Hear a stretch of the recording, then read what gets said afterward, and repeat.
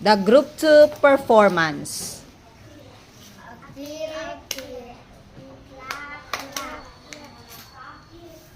Ang saya ng laro natin kanina.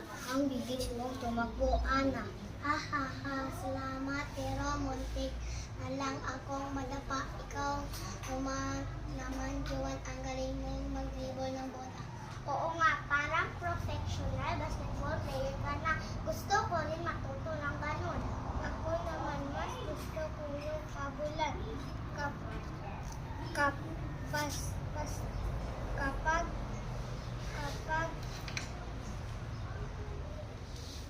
Kapag tumatawa, basta tumatakbo.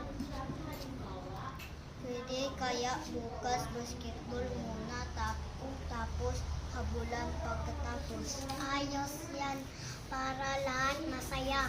Game ako dyan pero dapat may prize